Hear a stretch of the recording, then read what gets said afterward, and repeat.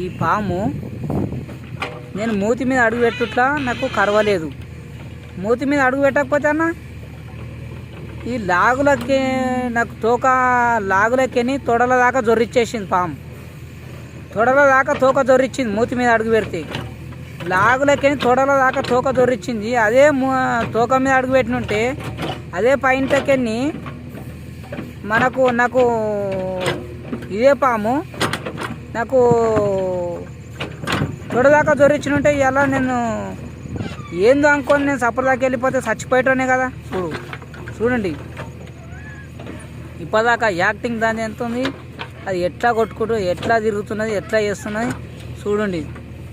అది చీమను పట్టుకున్నది, చీమను పట్టుకొని తింటున్నది. చీమ దొరికింది దానికి జూమ్ చేస్తున్నా చూడండి.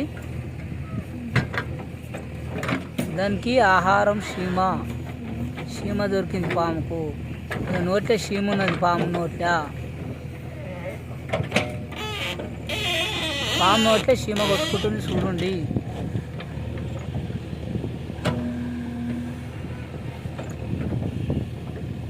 ఇప్పుడు దీన్ని నేనేం చేయాలి? పాపం పాములు చంపొద్దు అని చెప్పేసి పట్టుకొని నేను ఇచ్చిపెట్టడం అక్కడిక్కడ జరిగితే ఈరోజు నా ప్రాణం మీదకే తెచ్చింది పాము. మీకు లైవ్లో చూపిస్తున్నా కదా నేను. ఇప్పుడు దీన్ని ఏం చేయమంటారు మీరు? ఇది ఏడనో కాదు, ఇండ్లలో కాదు, బొండ్లలో కాదు, చేను కాడ నా చేను కాడనే. నేను ఒక రైతుని.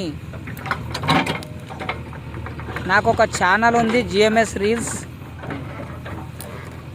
ఆ ఛానల్లో ప్రతి ఒక్కటి ఉంటాయి వీడియోసు. ఈ పాము నా తండ్రులు పట్టుకుంటుర్రి, పాములని కొడుతుర్రి, చంపుతుర్రి. అదే ధైర్యం నాకు ఇచ్చిర్రు. ఆ ధైర్యం ఉండేపటికే మేము ఇవన్నీ సాహసాలు చేస్తున్నాం. ఏ దానికైనా ఎంటాడం ఇది చేయం. దీన్ని పట్టుకొని కాలి పట్టుకొని దీన్ని కుత్తికని పట్టుకున్న కాలి పట్టుకొని దీన్ని ఇది చేసినందుకే ఇప్పుడు అది చీమని మింగుతున్నది. కాదు ఇంత కాలు అడుగు పెట్టినందుకే ఇంత ఇదవుతున్నది, ఇంత కొట్టుకుంటున్నావు పాము. ఈరోజు నేను ఇది ఏమిడిదో అనుకొని అది కరిచినుంటే నా లాగలకు జొర్రిన ఈ పాము నాకు కరిచినుంటే ఈ తోక జొర్రిచ్చింది పాయింట్ లోపలికి మొత్తము చూడండి. ఇది జొర్రిచ్చిన పాము నన్ను ఈరోజు ఏమైనా చేసినుంటే ఈరోజు నా పని ఎంత పని అవుతుండే. తోకకు బదులు ఇది మూతే జొర్రిచ్చినుంటే, తోకకు బదులు మూతే జొర్రిచ్చినుంటే నా గోషెవరు, నా బతికేమవుతుండే ఆగము. చూడండి అన్న, దీన్ని కట్ల పాము అంటారు, కంట్లే పాము అంటారు, కట్ల పాము అంటారు దీన్ని. ఇది కరిస్తే దీనికి ఎన్ని కట్లు ఉన్నాయో అన్ని మంత్రాలు వేయాలంటారు. కనీసం ఈ సూది కరిస్తే ప్రైవేట్ హాస్పిటల్లో ట్రీట్మెంట్ చేసుకోవాలంటే ఏ డాక్టర్ కన్నా అడగండి, ₹1,00,000 ట్రీట్మెంట్ అవుతుంది. వాస్తవానికి చెప్తున్నా, ఈ పాము కరిస్తే ₹1,00,000 సూదులు తీసుకోవాల్సి వస్తుంది. ఈ పాము కరిస్తే మీరు డాక్టర్ని అడగండి. ఇంకా నేను చంపలేను. నేను ఎందుకు చంపలేను అంటే, నేను ఒక మనిషిని, అదొక మూగజీవి. దాని మీద అడుగుపెట్టిన నేను ఉరం మీద ఉండి అది జొర్రిచ్చింది ఎట్లనో భయమిస్తా అని చెప్పేసి లోపలికి పైంటి ఇప్పేసి దీని పాముని మెల్లగా కాలు తీసి పట్టుకొని ఇక బహిరంగ ప్రదేశంలోకి వేయడం జరిగింది. ఈయనే నా జేసీబీ నడుస్తున్నది. నా జేసీబీ కాడనే ఈయన్నే వెళ్ళింది పాము. ఇట్లా చేన్లల్లో చచ్చుకుంటా బతుక్కుంటా రైతులు కష్టం చేస్తున్నారు. ఆ రైతులని కాపాడండి, రైతులకు గిట్టుబాటు ధర కల్పించండి, రైతులకు ఏమైనా చేసే సేవలు ఏమైనా ఉన్నా కానీ రైతులకు చేయండి. ఇట్లా రైతులు పాములు కరిచి కరెంట్ షాట్లు కొట్టి రోడ్ల పడితే వస్తుంటే టక్కలు రాయి, పడిరానోడెవడో కరెంట్ షాట్లు కొట్టి పడిరానోడెవడో దొంగతనాలు చేసి కొట్టిపోయి వైర్లు కోసుకపోయి కాలం ప్రకృతి మంచిగా మాకు సహకరించక వానవాడి ఒడ్డు రాలిపోయి అడవి పందులు వచ్చి చెరుకనంతా పాడు చేసి రకరకాల హింస నుండి ప్రతి ఒక్కటిను దాని నుండి బయట పడుతున్నాం మేము రైతులము. రైతులకు ఎంకరేజ్మెంట్ ఏం ఎంకరేజ్మెంట్ ఉన్నది రైతులకు అనేది నేను నిలదీసి అడుగుతున్నా.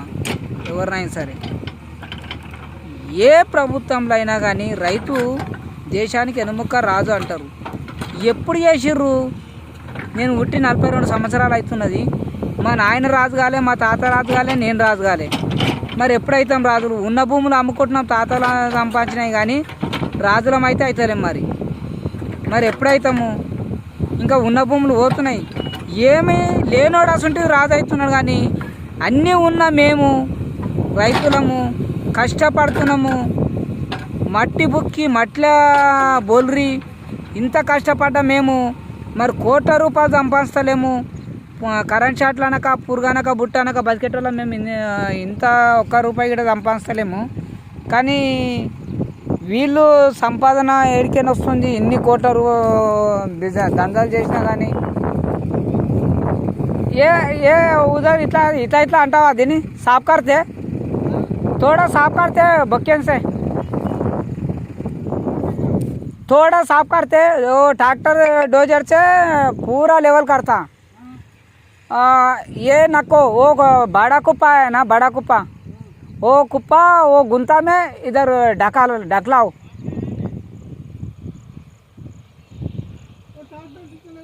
ट्रैक्टर तो नहीं चलता, वो बड़ा है ना.